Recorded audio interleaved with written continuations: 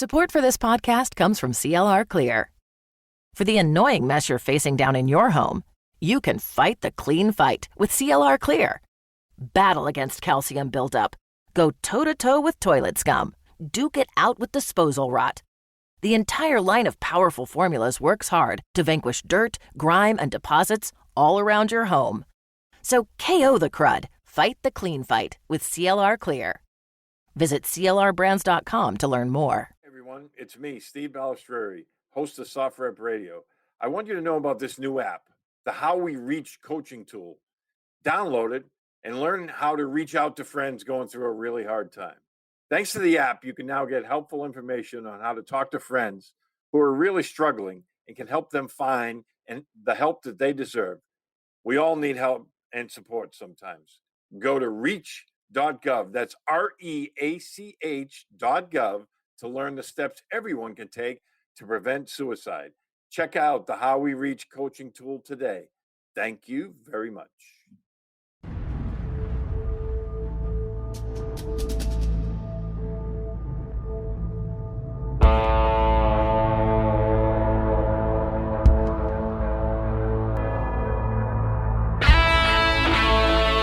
Brute force.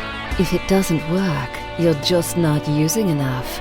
You're listening to Software Radio, special operations military news, and straight talk with the guys in the community.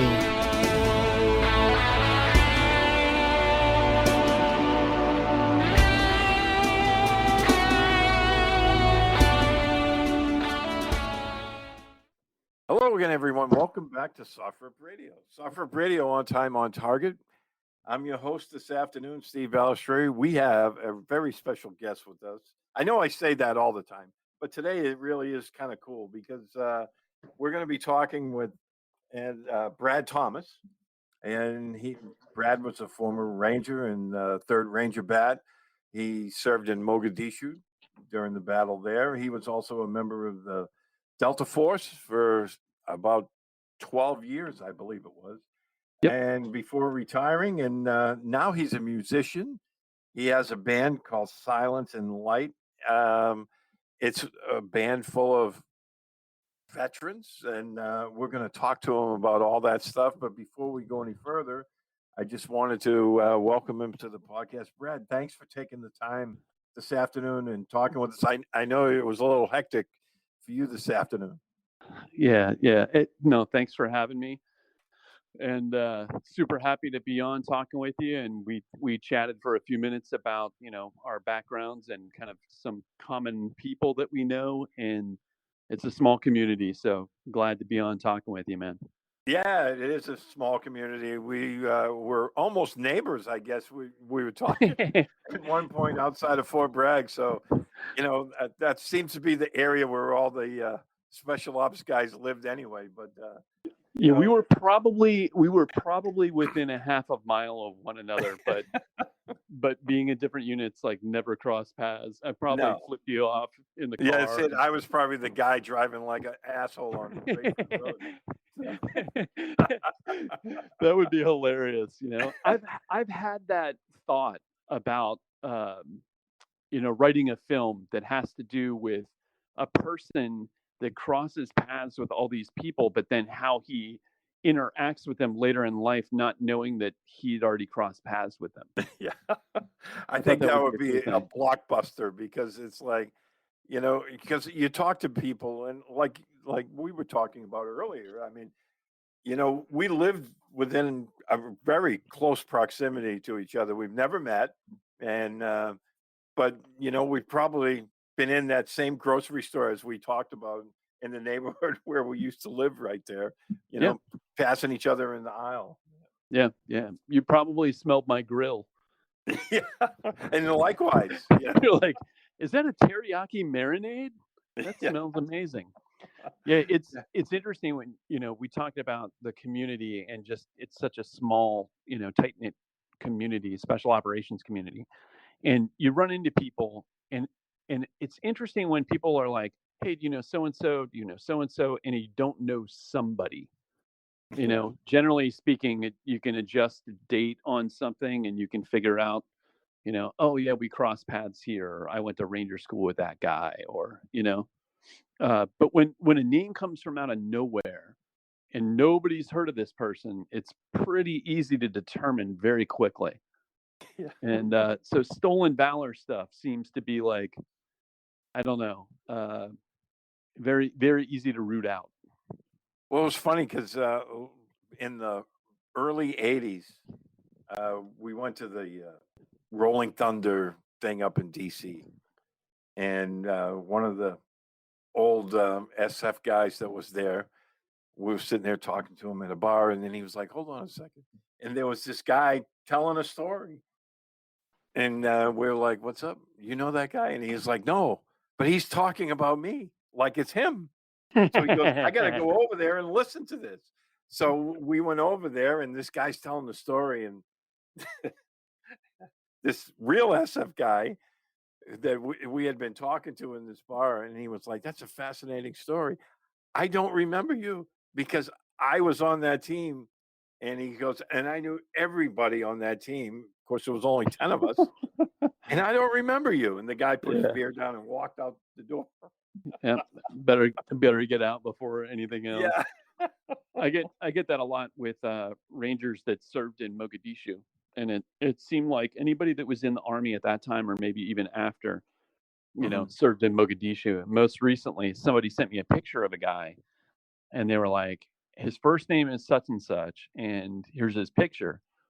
And I asked how current the picture was, and it was like, his wife just sent it to me or something like that. And I'm like, are you stupid? That, like, there's no way he could have been there based on his age, based on the picture. Like, it's not even a question of knowing the guy or not. It's he would have been like 4 when when that happened. Yeah. So anyway. Yeah. That was and again, talking about Mogadishu, that was such a sad day for us because we knew a lot of the people that were there. Obviously, I mean, we, like you said, there was a lot of crossover between SF and the guys over in Delta. And, my partner, Dave, and I, we were working in Bolivia at the time. It was just 2 of us down there. Oh, wow. And we heard about it on the news, and then we got to a television and we were watching only what they were showing at the time. That was a sad day when we heard about that. It still rings true. Interestingly, because I told this story on something else that I did, and I'm not going to get into the super details of the story, but after the battle, the next day, the battle still raged through that morning. And at about 9:30 or 10 in the morning, we ended up in a stadium, and that was kind of a safe spot. And we reconsolidated and reorganized and got the wounded guys medevaced out, bringing helicopters in and things like that, and getting the guys that had been killed out of there as well. And I ended up on the vehicle package. We ended up having to drive vehicles back to the hangar. And, it wasn't like this is all secure outside of the hangar or outside of the stadium. So, that was kind of, keep your fingers crossed and hope that everybody does the right thing. When we get back to the hangar, and in the back corner, there was a TV, and it was hooked up to, at the only news channel at the time was CNN. And we got back to the hangar and we offloaded our gear, and everybody kind of hugged each other, and we're looking around to see, who was still around and who wasn't, and all of that. And all of a sudden, everybody in the hangar started running to the back corner. And I get back there and I look at the TV, and it was the video of some of the crew members being dragged through the streets that had been killed. And we had no idea that was even a thing. We didn't know that there were people missing. We didn't know that there were people that still hadn't been recovered. It was a different era of military. It was a different time. There wasn't, everybody had a radio and everybody knew what was going on. It was complete chaos. And there really wasn't a chance or a place for, the typical military dissemination of information to happen. You can't do that in the middle of the street when bullets are flying. So we didn't even know, I guess the bigger point was we didn't even know really kind of the magnitude of everything that had happened until we got to the hangar and recognized that we still had people missing. And wow.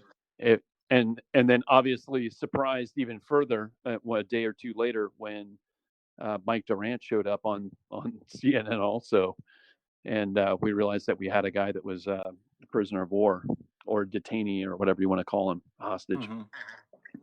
But yeah, interesting times to say the least. Absolutely.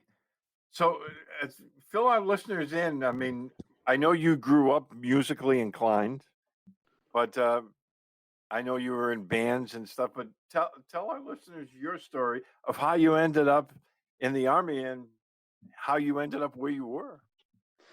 Yeah, it's kind of interesting. You know, I grew up, and as early as I can remember was making up songs and singing songs. And you know, my father would be in the car driving me somewhere, or we'd be on vacation, and he'd be screaming at a guy in a Buick, and I would start singing a song about a guy in a Buick, you know, stuff like that. And you know, cracked my family up, and was always, you know, a pretty happy and positive kid. I had a great childhood and upbringing. And one of the best things that my parents did for me, uh, and I don't think that they had any inclination other than the singing of songs and things like that, but they took me to see a lot of live music. So at a very early age, I got to see, you know, some of the bigger known acts at the time, like Barry Manilow and Chicago and the Beach Boys and things like that.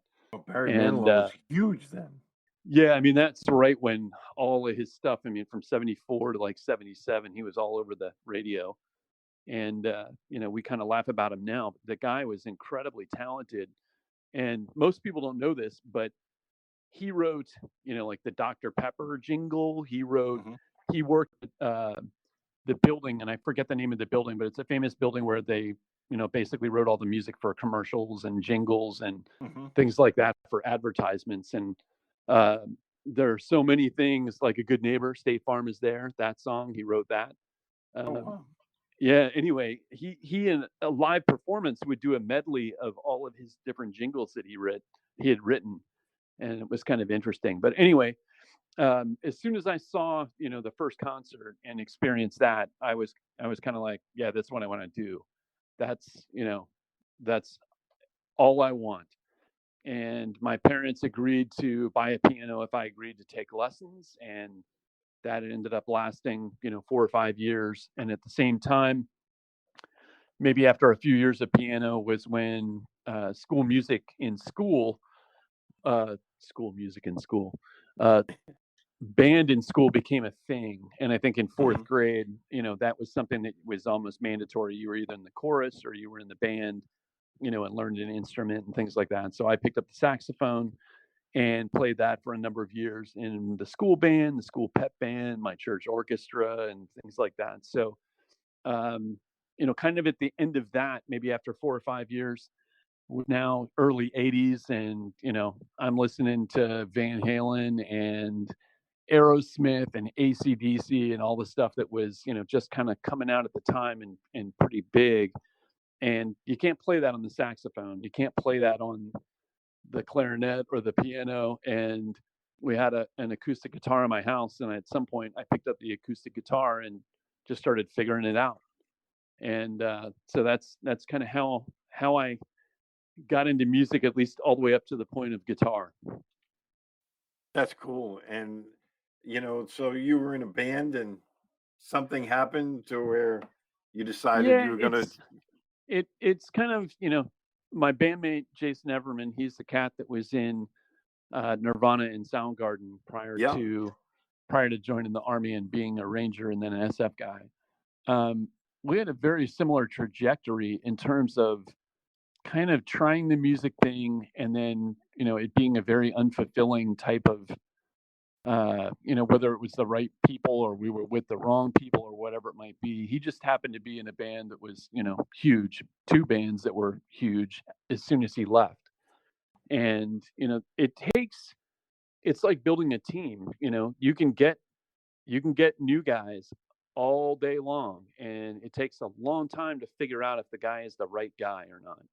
And then you're dealing with egos, and you're dealing with people that are passive aggressive and can't directly communicate that, you know, hey, I don't like this, or, I want to change something, so you get people that stand around and, don't put their all into something. And it takes a long time to build that. So I put a band together and put multiple bands together, probably from the time that I was 12 until the time I joined the Army. And it kind of all unraveled at the very end. And I was left pretty much heartbroken and, at a loss of what to do. Do I spend another 2 years trying to find the right people? Practicing and doing nothing more than practicing? Do I do something else? And so there was kind of a trifecta of things that happened. One, the band fell apart, and it was a good group of dudes, and we all got along, and everything was tracking. And one guy created issues that kind of funneled the whole thing. The invasion of Panama happened, and that was December of '89. And then a buddy of mine that had joined the Air Force and had just finished basic training and AIT for EOD school came home from, on block leave, more or less. So those three things kind of happened all about within the same couple of weeks. And my Air Force buddy, I was talking to him, and we're having some drinks and having fun and, catching up and everything. And he tells me about, at the end of basic training, there was a group of guys that came around to recruit for a special unit in the Air Force. And I said, well, what's the special unit? And he said, well, they jump in behind enemy lines and they rescue down pilots and, do that kind of thing. And I was like, wow, that sounds cool. And, it intrigued me. So within a few weeks, I went and talked with the Air Force recruiter and was kind of on track to join the Air Force. I actually signed all the paperwork with the Air Force to join and was leaving one day kind of upset because the recruiter had told me that he would give me some sort of contract that guaranteed me the right to try, which was all I was asking for. I know I can't necessarily be guaranteed that I'll make it into this unit, but at least the opportunity to try. And I'm leaving one day, and the Army guy says, hey, what are you doing? And I said, this Air Force guy's giving me the runaround. And he said, what do you want to do? And I said, I want to do something like Delta Force. And I don't know why that came out of my mouth. I hadn't necessarily, other than the movie that came out in 1980. It's not like I had any interaction. It's not like there was an internet where you could read about, what Delta Force was or anything like that. So I told the recruiter I want to be in Delta Force, and he said, well, you can't do that. You got to do something first, like Special Forces. And I said, okay, I'll do that. He said, well, you can't do that either. You got to do something before that, like a Ranger. And that's where it all started. So that was about May of 1990, and that's where the start of my military career happened. Yeah, and then you went to the 3rd Ranger Bat afterwards, and what?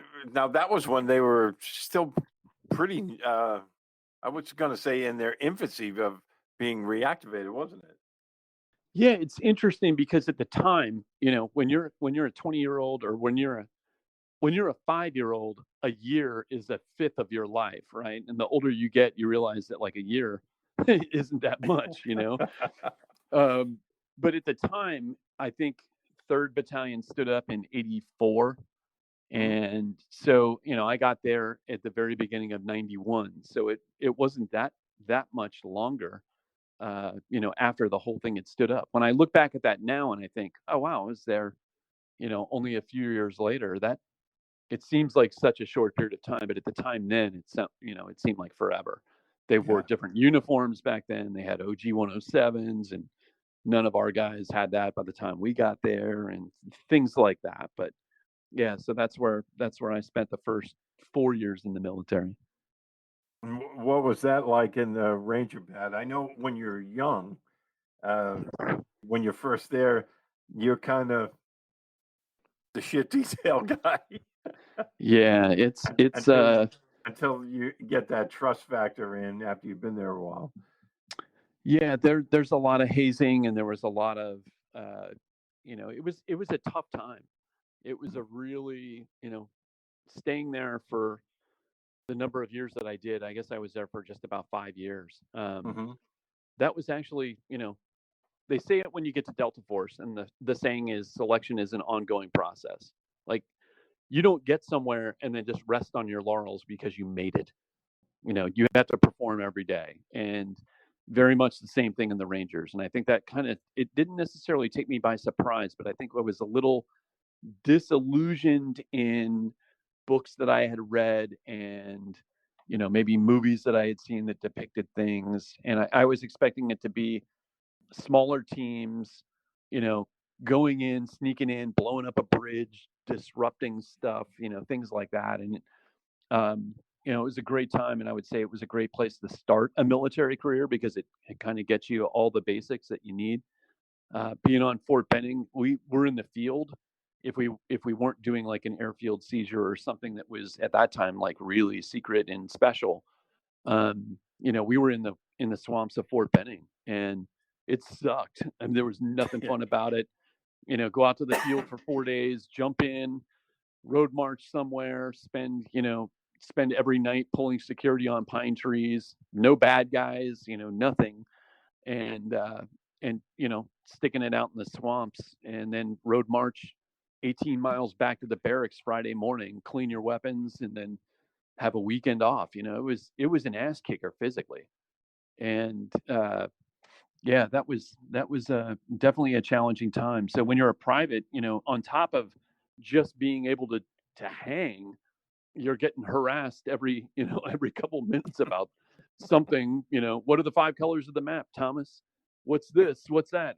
Too slow, do push-ups. You're just constantly. So, once you're a part of the crew and you're a part of the team, it's a little different, and it lightens up to some degree, but you still have to perform. Oh yeah, we used to tell guys that because I worked at the selection course for SF, and selection doesn't stop when you pass the Q course. You're being basically assessed every day for the rest of your career, and the higher up you get, the harder people look at you, really. I mean, I'm sure it was the same in Delta. I mean, the higher up you get, I mean, the more people expect out of you. Yeah, that you can't just show up at the range and not shoot, and not be, when you get to a team at Delta, your goal is to be the best shooter on the team. And, you're competing against dudes that have had multiple professional instruction and more shooting time than you could ever imagine. And, it just, again, like, you don't want to be the bottom guy. So now I got to outperform this. And, now we're going to do something physical. And like, I don't want to be the last guy to finish the run. It's constant. So, there's a lot of pressure to that. And, most people, I get hit up on social media a lot by kids that are talking about, hey, I want to go to Delta. What should I do? Should I go Ranger? Should I go 18 X-ray? And it doesn't really matter. Like, you have to make it through that before you can even think about attending a selection course for a special mission unit. So how about just make your goal being a good Ranger or being a good SF guy for 4 years, and then see where you are and see if you think you want to still do that.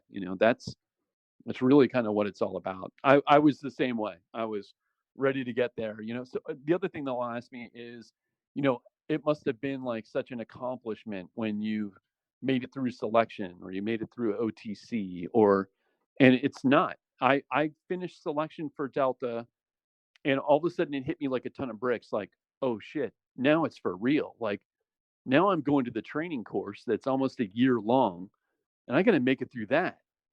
And then when I finished that, it's like, oh man, now I'm going to a team, and I'm excited about that, but I got to prove myself to everybody again. And it never stops. So there's never really a sense of accomplishment. Yeah, it's always that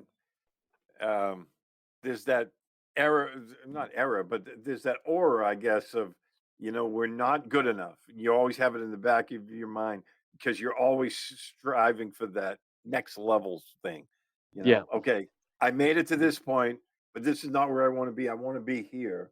And, it does wear on you after a while because you're constantly pushing yourself beyond your limit. Yeah. Perceived limits, I should say. Yeah. And then the second part of that, and you mentioned it, I'm glad you mentioned it, but that is challenging yourself. And so when I got to Delta, I I saw these guys that had been there, 12 years, 16 years, and they were legends. I mean, these are guys that were just absolute physical specimens, and had done all these different operations. And oh, this guy was, we would see the dude in the, they call it the spine. You'd be walking down the spine, you see a guy, and then it'd be like, that was the guy that did this, and it was like legends. And it wasn't until I was there for probably 3 or 4 years that I realized that this is a training cycle. Everything is a training cycle or a deployment cycle, and it's very repetitive. And once I had kind of proven myself and deployed a few times, because when I got there pre-war by about 3 years, once you do that a few times, it's like, what else can I do? What else? How can I challenge myself? And that was really kind of the second half of my time in the military. Was really spent kind of asking those types of questions, like, what am I doing next? How can I better myself? What can I do? And you've got a family, and you've got other stuff happening, and things that are eating up all your time. But yeah, interesting times. Now, did you stay past your 20, or did you get out at 20? No, I did 20 years and 18 days. Like literally as soon as I could get out the door. And it was for no other reason for me other than exactly that. I wanted to, like, what's the next challenge? What can I do next? And what can I get into? And how can I improve and do something more?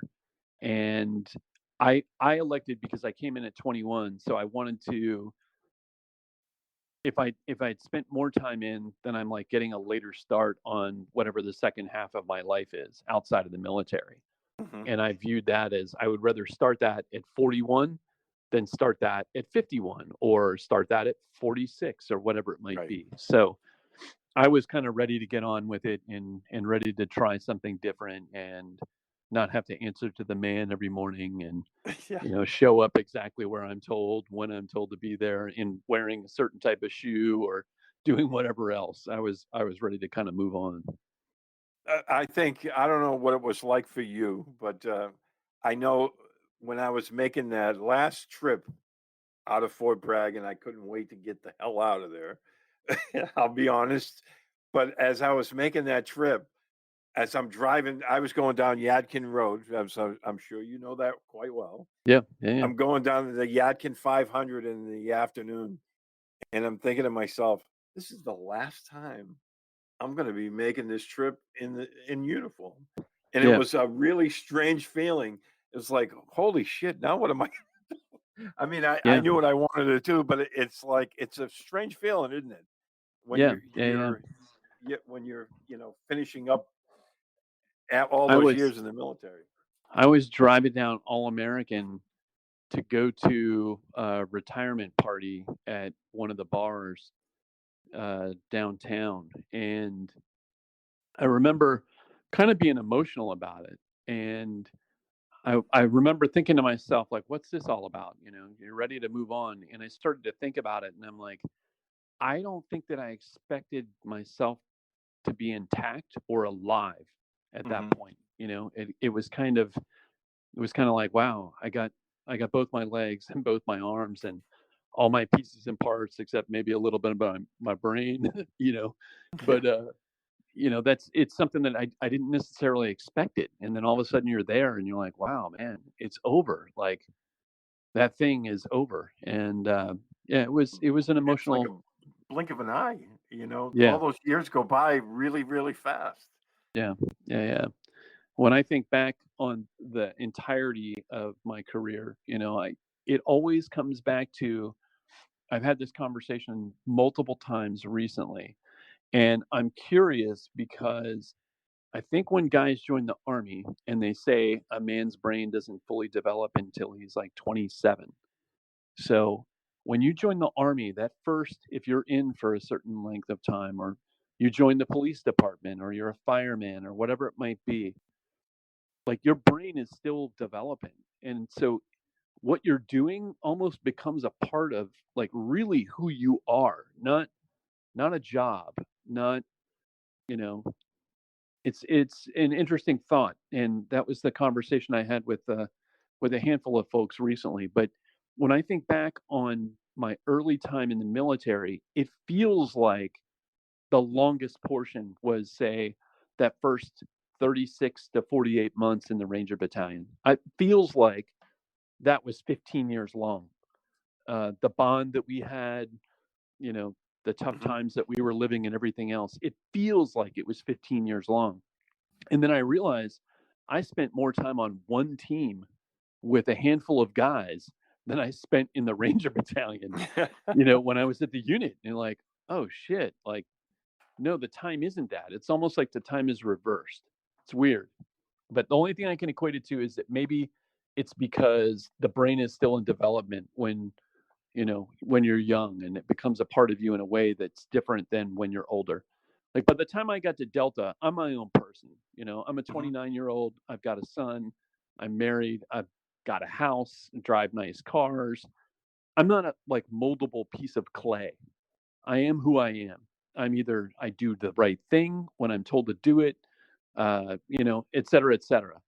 It's not like a 19-year-old kid who's just showing up at the Rangers and he's young and impressionable, and you can kind of mold him into being a good leader or a good soldier, It's crazy how much we have to pay for outdated, impersonal healthcare, and even crazier that we all just accept it. It's time to face facts. Healthcare is backwards. Luckily, there's Forward, a new approach to primary care that's surprisingly personal and refreshingly straightforward. Forward never makes you feel like just another patient. Backed by top-rated doctors and the latest tech, Forward gives you access to personalized care whenever you need it. Using in-depth genetic analysis and real-time blood work, Forward's top-rated doctors provide you with in-depth insights to better understand your genetics, mental, and physical health. They then create custom, easy-to-understand plans to help guide you to achieving long-term health. With Forward, you get unlimited in-person visits with your doctor and access to care anytime via the Forward app, all for one flat monthly fee. It's time to stop accepting backwards healthcare and start moving your health forward. Visit GoForward.com today to learn more.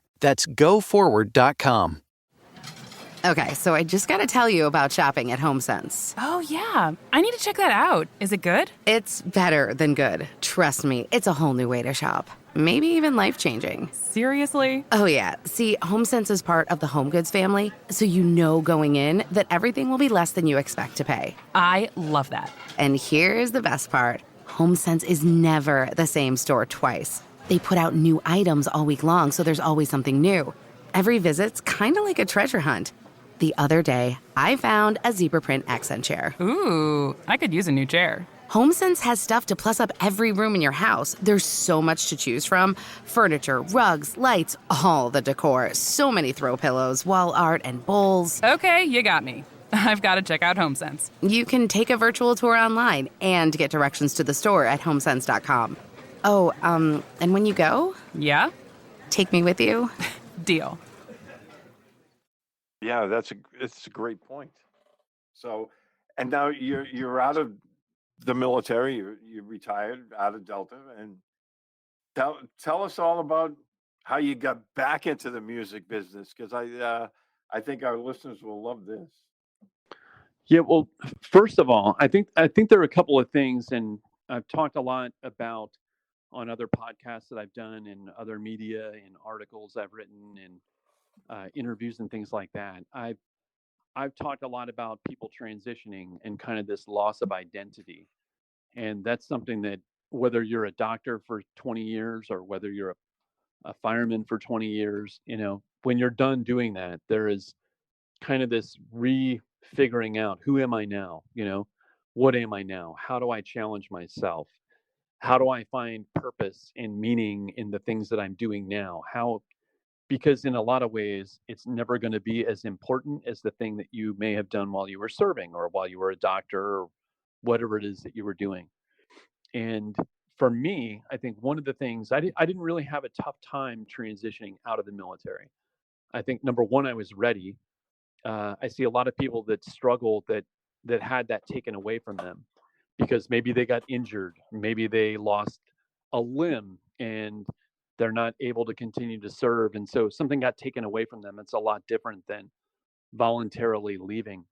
But I didn't really have a tough time. And one of the things I can equate it to is that I always identified as things other than being a Delta Force operator. You know, being a Delta operator was a part of who I was, but it's not who I am. I'm a musician. I'm a father. I'm a husband. I'm, all different types of things. I'm creative. You name it. And so I always identified with those things as well during my time of service. So the music thing never really stopped. I always played always was playing stuff, doing things like that. It wasn't 24/7. I think when I had young kids, it was a little bit tougher because, my family, I put my family first. But it was a very easy kind of, slide back into it because it never really went away. It was always a part of me. So you still kept your guitars with you? Well, when I joined initially, I got rid of all my stuff. So right. I had to reacquire and rebuild. And, I've gone through tens of thousands of dollars worth of equipment since then. And have finally kind of settled on some stuff. But anyway, for me, I guess to take it to the next level and not just be a guitar player, but to say, form a band, release an album, go about it the right way and do all the right things like a real band would do. That's kind of the next level for me. And so to get into that, it really took a while for me to figure out exactly what I wanted to do in that way. I knew that I wanted to give back to the community, and I didn't want to, start a foundation or, start something, a charitable organization. I felt like there were already enough really great things out there. I would rather contribute money to those organizations. I would rather bring awareness to those organizations than for me to start my own. I didn't want to do that. So I came up with the idea of writing and releasing an album and taking the music royalties and the profits therefrom and contributing those to special operations charitable organizations or first responder charitable organizations, whatever it might be. So that was kind of where the idea started.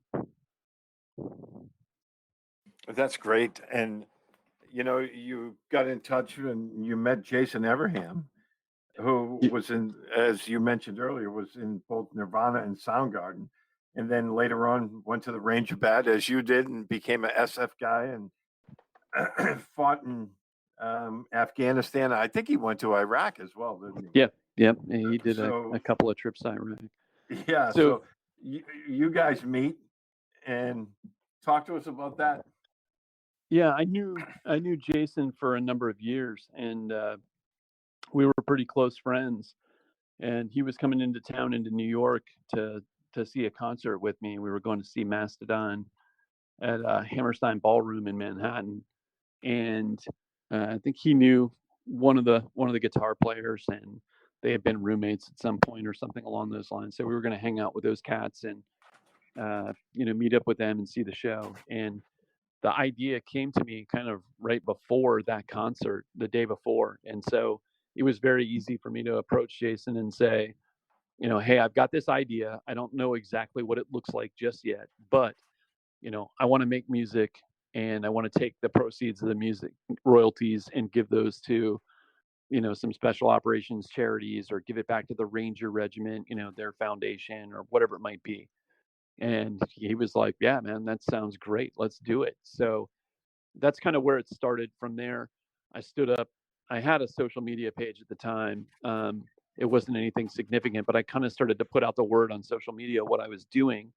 And it just grew and it grew and it grew and it grew. And pretty soon, other guys hit me up and said, hey, I play bass. How can I be involved? And, now we've got a bass player, and it grew organically. So it was really interesting to see. And I think if you put it out there and you're true and you're altruistic, I think people can see that. If this was like a fake thing, I don't think it would have come off the same way. But even our producer, came about the same way. He hit me up on social media and said, hey, I'm a Grammy award-winning producer and would love to produce your first album, and let's make it happen. So it did, and just kind of continues to grow. It's amazing to get a Grammy award-winning producer to hit you up instead of the other way around. Yeah, and it was interesting. It turns out he was a veteran also. So he did 4 years in the Marine Corps and was in the process of trying to go to Force Recon when that was still a thing, and got hurt. And so he elected to just get out of the Marine Corps, and he did. So anyway, when I first saw him and I saw the direct message, I had to Google him just to see if he was a legit person or not. And I was like, let's see, who does he produce? Oh, Justin Bieber. Oh shit.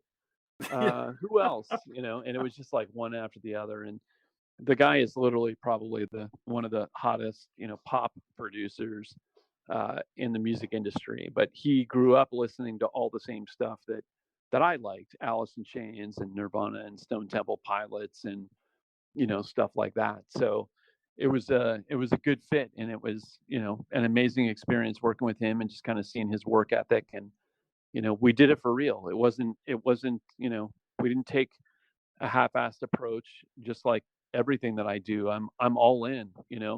If I'm gonna do something, I'm going all in with it. I'm not gonna half-ass it. So yeah, that's great. And those bands you mentioned, I remember loving all that music. We say, cover bands used to play that stuff down at the Flamin' Mug in Fayetteville all the time. That was the hangout, back in the day. But so what was it like? I love hearing about the creative process. Now you got your music, you have a producer, you have bandmates. What was it like going into the studio and putting it all together?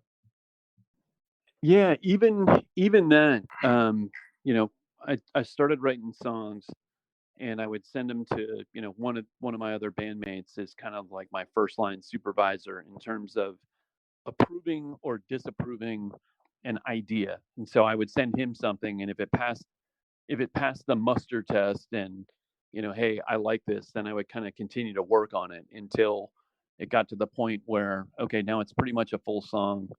I would send that out. You can do that right on your iPhone. It doesn't take anything special. I would send that to all the guys. So by the time we would get together in person to rehearse, we'd already know the material. It's not like you had to, we had to stand there and learn it together.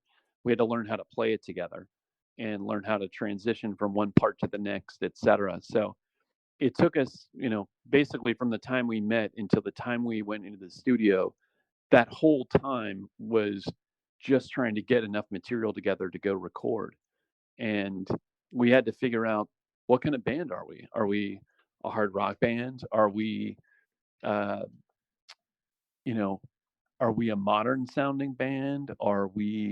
What are our songs like? What's our sound?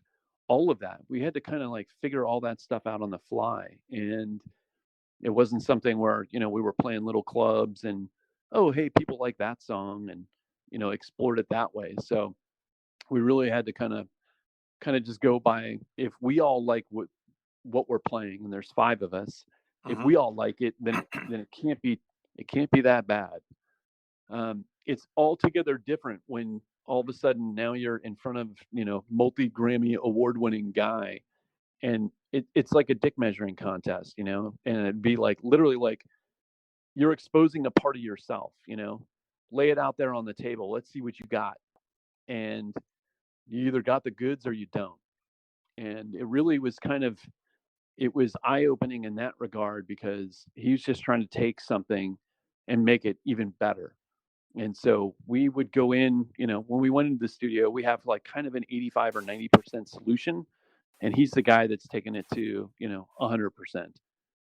And that's got to be, there's an art to that. And those people, the creative people that do that stuff, and the producers, I've seen, films of how they put stuff like that together. And I always go back to when I was a kid, George Martin with the Beatles. A lot of that Beatles sound was because of him. I just think it's fascinating. And I think that's really, really cool. I know, like, one of the other Delta guys. I don't know him personally, but I love his videos. Pat McNamara. He's Oh he's yeah, yeah. Pat loves his hard metal stuff. So you know, I Yeah, but he's a imagine guy. Pat is a fan of yours. Yeah. I'm a friend of his, so Oh, really? Yeah.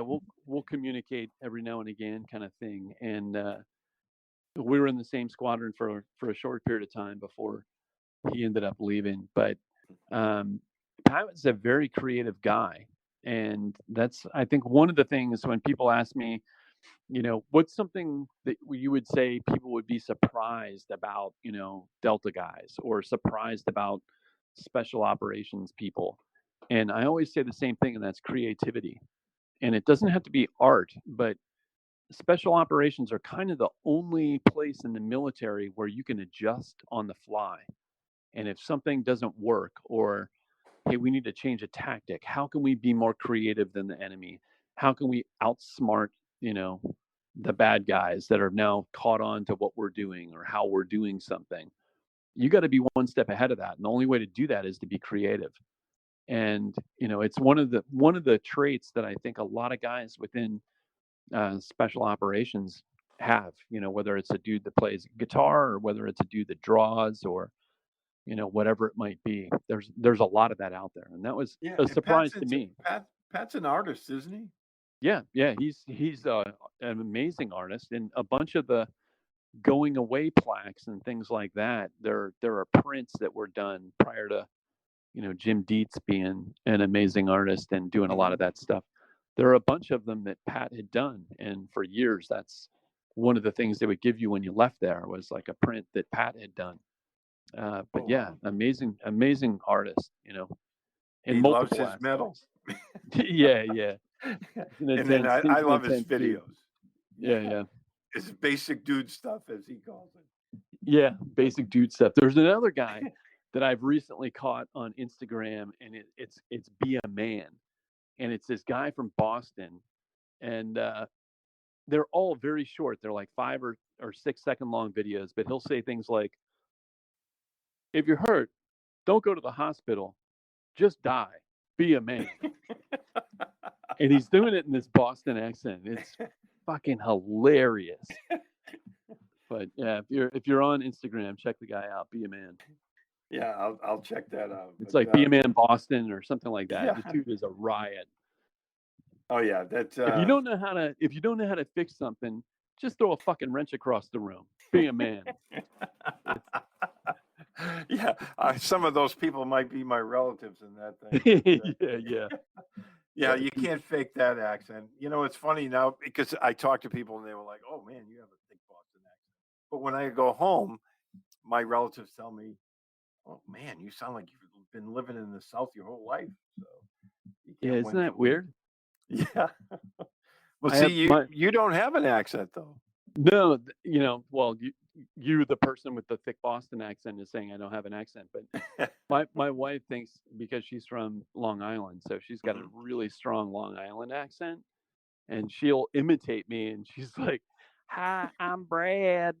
I'm from the South," and I'm like, I don't hear it at all. I feel like I have a very neutral accent. And there might be a word here or there that comes out that's a little twangy or something, but yeah, I think I'm pretty neutral in terms of accent.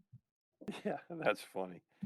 But one of the things you mentioned was the influence your parents had on your music, and it struck a chord with me because growing up, my parents were into Dean Martin and Frank Sinatra, and to this day, I still love that music because I used to hear it every weekend when my mother would be cooking Sunday dinner. Sunday dinner is a big thing with the Italians in Boston. So yeah. My mother would be listening to Sinatra and Dean Martin records, and to this day, I still love that music. So yeah, it's a homey feeling. We had similarly. My parents had either classical or, my dad was a little bit wild with bands like Chicago or Boston. Boston was probably as heavy as he could go, and so I heard that stuff from a very young age, and it just was. And I had an older sister, And, when she was a teenager, she starts listening to stuff, and now I'm hearing that, and, car rides and things before cars had real stereos. She would bring her like tape recorder in the car and play tapes and stuff. And Yeah, the old Sony Walkman. I miss the days, I love that on my phone that I'm talking to you on right now, I can like jump on and find any music I want. I think that that's an incredible, gift to be able to do that. But what I miss is, what I wish that kids today could, and now I sound old, right? You kids don't know. I wish that kids could understand the social aspect of discovering music like I did. So, before I was able to drive a car and had older friends that were driving, we would jump in a car, go to the record store, spend a couple hours, perusing all the records and tapes and everything else before compact discs even. And, everybody would leave there with something. And you could buy an album in those days for like $4.99. Yep. And maybe a double album might be like $8.99 or something like that. But we'd leave, we'd go to one of the dudes' houses, crack some beers, and guys got to kind of take turns throwing stuff on the record player. And it was really kind of this social aspect of discovering music, like I remember the dude that turned me on to Judas Priest. I remember the dude that turned me on to Van Halen, and how that all came to be. And it was a group thing. And then as a group, you would go see live music together, and it was like, man,